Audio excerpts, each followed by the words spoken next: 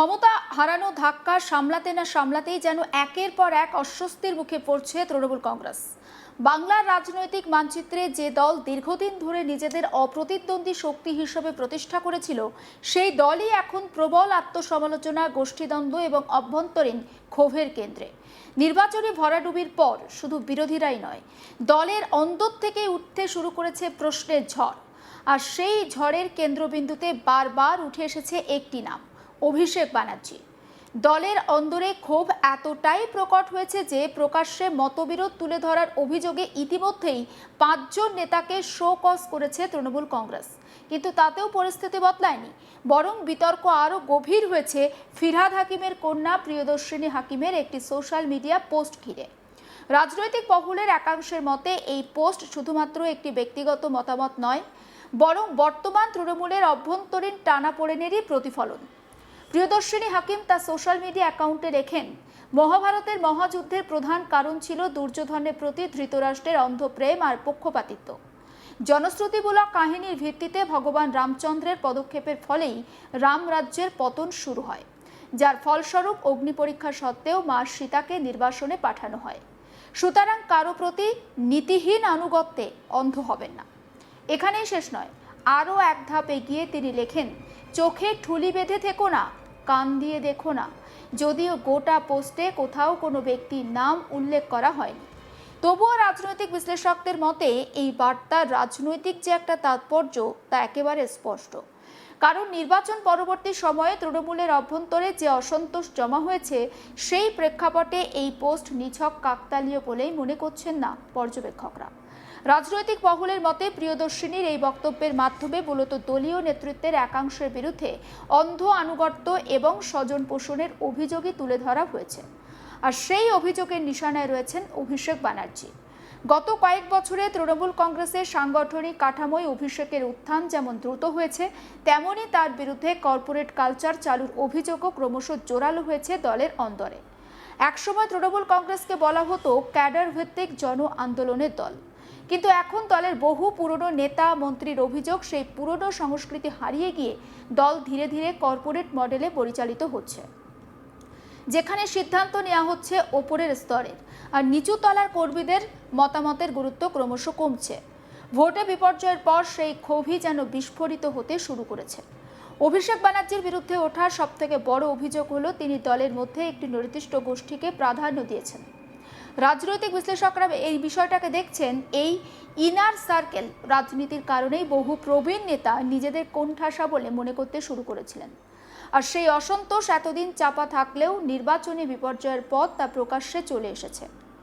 এই প্রেক্ষাপটে ফিরহাদ হাকিমের অবস্থান অত্যন্ত তাৎপর্যপূর্ণ, কারণ তৃণমূলের অন্যতম শক্তিশালী মুখ হওয়া সত্ত্বেও তিনি কখনো অভিষেক ব্যানার্জির ঘনিষ্ঠ বৃত্তের সদস্য হিসাবে পরিচিত ছিলেন না, বরং একাধিক ইস্যুতে তার সঙ্গে মতপার্থক্যের খবর রাজনৈতিক মহলে আগেও শোনা গিয়েছে। বিশেষ করে দলের মধ্যে বয়সসীমা নিয়ে অভিষেকের প্রস্তাবকে কেন্দ্র করে ফিরহাদ হাকিম প্রকাশ্যে প্রশ্ন তুলেছিলেন। তখন থেকে জল্পনা শুরু হয়েছিল দলের অন্দরে কি তবে নতুন প্রজন্ম বনাম পুরনো প্রজন্মের সংঘাত তৈরি হচ্ছে। নির্বাচনের ফল প্রকাশের পর সেই জল্পনায় যেন আরও বাস্তব রূপ নিতে শুরু করেছে। এবারে নির্বাচনে তৃণমূলের ফল অত্যন্ত হতাশাজনক হলেও কলকাতা বন্দর কেন্দ্র থেকে জয়ী হয়েছেন ফিরহাদ হাকিম। বিজেপি প্রার্থী রাকেশ সিংকে পরাজিত করে তিনি নিজের রাজনৈতিক জমি অটুট রেখেছেন। রাজনৈতিক বিশ্লেষকদের মতে এই জয় শুধু ব্যক্তিগত সাফল্য নয়, বরং এটা প্রমাণ করে যে এখনও পুরনো তৃণমূল নেতৃত্বের একাংশের জনভিত্তি অটুট রয়েছে। তাই অনেকের মতে প্রিয়দর্শিনী হাকিমের পোস্ট শুধুমাত্র একটি ব্যক্তিগত মত প্রকাশ নয়, বরং তা দলের অন্দরে জমে থাকা ক্ষোভেরই বহিঃপ্রকাশ। বিশেষ করে যখন দলের একের পর এক নেতা প্রকাশ্যে মুখ খুলতে শুরু করেন, তখন সেই পোস্ট আরও বেশি করে তাৎপর্যপূর্ণ হয়ে উঠেছে। তৃণমূলের অন্দরে এখন একটাই প্রশ্ন, এই ক্ষোভ কি শুধু সাময়িক নাকি ভবিষ্যতে আরও বড় রাজনৈতিক সংকটের ইঙ্গিত? কারণ ইতিহাস বলছে কোনো রাজনৈতিক দলের ভিত দুর্বল হয়ে পড়ে তখনই যখন বিরোধীদের আক্রমণের চেয়ে অভ্যন্তরীণ দ্বন্দ্ব অনেকটা প্রকট হয়ে ওঠে। একসময় বামফ্রন্টের ক্ষেত্রেও একই ছবি দেখা গিয়েছিল। দীর্ঘদিন ক্ষমতায় থাকার পর নেতৃত্বের একাংশের বিরুদ্ধে দূরত্ব, অহংকার এবং সংগঠন থেকে বিচ্ছিন্নতার অভিযোগ উঠেছিল। রাজনৈতিক বিশ্লেষকদের মতে তৃণমূলের বর্তমান পরিস্থিতির সঙ্গে সেই সময়কার বামফ্রন্টের অবস্থান কিছু মিল খুঁজে পাওয়া যাচ্ছে। অন্যদিকে বিজেপি এই পরিস্থিতিকে রাজনৈতিক সুযোগ হিসাবে দেখছে। তৃণমূলের অন্দরের এই সংঘাতকে সামনে এনে তারা বারবার দাবি করছে রাজ্যের শাসক দল এখন দিশাহীন। বিজেপির বক্তব্য, তৃণমূল এখন আর জনমুখী দল নয়, বরং তারা একটি পরিবার কেন্দ্রিক রাজনৈতিক সংগঠনে পরিণত হয়েছে। যদিও তৃণমূল নেতৃত্ব এখনও প্রকাশ্যে কোনো বড় প্রতিক্রিয়া দেখায়নি। দলীয় সূত্রের দাবি, নির্বাচনী পরাজয়ের পরে স্বাভাবিকভাবেই কিছু ক্ষোভ তৈরি হয়েছে, তবে তা সাময়িক। দলের শীর্ষ নেতৃত্ব বিষয়টি নিয়ে যথেষ্ট সতর্ক বলেও দাবি করা হচ্ছে। কিন্তু রাজনৈতিক বাস্তবতা বলছে সমস্যা শুধুমাত্র নির্বাচনী হার নয়, আসল সংকট হলো বিশ্বাসের। দলের বহু পুরনো নেতা এবং কর্মীর একাংশ মনে করছেন তাদের মতামত আর গুরুত্ব পাচ্ছে না। সংগঠনের সিদ্ধান্ত ক্রমশ কেন্দ্রীভূত হয়ে পড়ছে, আর সে কারণেই ক্ষোভ জমে উঠছে ভিতরে ভিতরে। প্রিয়দর্শিনী হাকিমের পোস্ট সেই ক্ষোভেরই প্রতীক হয়ে উঠেছে, কারণ তিনি সরাসরি কোনো রাজনৈতিক পদে না থাকলেও তার পারিবারিক আর রাজনৈতিক পরিচয় অত্যন্ত গুরুত্বপূর্ণ। ফলে তার করা প্রত্যেকটা মন্তব্য স্বাভাবিকভাবে রাজনৈতিক মহলে তাৎপর্য বহন করে। রামায়ণ মহাভারতের উদাহরণ টেনে তিনি যে বার্তা দিতে চেয়েছেন তা নিছক ধর্মীয় বা পৌরাণিক আলোচনা নয়, তেমনটা মনে করছেন বিশ্লেষকরা। বরং সেই উদাহরণের মাধ্যমে তিনি ক্ষমতার কেন্দ্রীকরণ, অন্ধ আনুগত্য এবং পক্ষপাতিত্বের বিপদের কথাই তুলে ধরেছেন। ভারতীয় রাজনীতিতে পরিবারতন্ত্র কিন্তু নতুন নয়। দেশের একাধিক রাজনৈতিক দলেই পরিবারের প্রভাব স্পষ্ট, কিন্তু যখন সেই প্রভাবের কারণে সংগঠনের ভিতরে ক্ষোভটা বাড়ে, তখন তা বড় রাজনৈতিক সংকটে পরিণত হতে পারে। তৃণমূলের বর্তমান পরিস্থিতি সেদিকে ইঙ্গিত করছে বলে মনে করছেন অনেকে। তবে এখন দেখার এই সংকট মোকাবিলায় তৃণমূল নেতৃত্ব ঠিক কী পদক্ষেপ করে।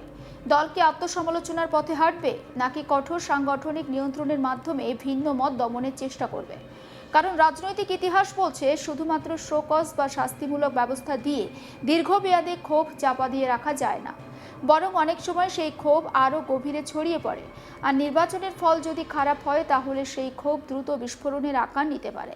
বর্তমানে তৃণমূল কংগ্রেস ঠিক সেই কঠিন সন্ধিক্ষণে দাঁড়িয়ে রয়েছে। বাংলার রাজনীতিতে তৃণমূল এখন একটি বড় শক্তি, কিন্তু সেই শক্তিকে ধরে রাখতে গেলে দলকে এখন সবথেকে বেশি গুরুত্ব দিতে হবে অভ্যন্তরীণ ঐক্য এবং সাংগঠনিক স্বচ্ছতাকে।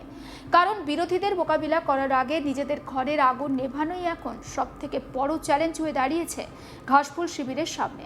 আর সে কারণেই প্রিয়দর্শিনী হাকিমের একটি সোশ্যাল মিডিয়া পোস্ট এখন শুধুমাত্র একটি পোস্ট নয়, তা হয়ে উঠেছে তৃণমূলের বর্তমান রাজনৈতিক বাস্তবতার একটা প্রতিচ্ছবি। তৃণমূলের অন্দরে যে আগুন এই মুহূর্তে লেগেছে, যে গোষ্ঠীদ্বন্দ্ব প্রকাশিত হয়েছে, সেই গোষ্ঠীদ্বন্দ্ব কিভাবে তৃণমূল সামলায় এখন সেটাই দেখার। সমস্ত আপডেট পৌঁছে দেবো আপনাদের কাছে। নজর রাখুন আজ তাক বাংলায়, সাবস্ক্রাইব করতে ভুলবেন না।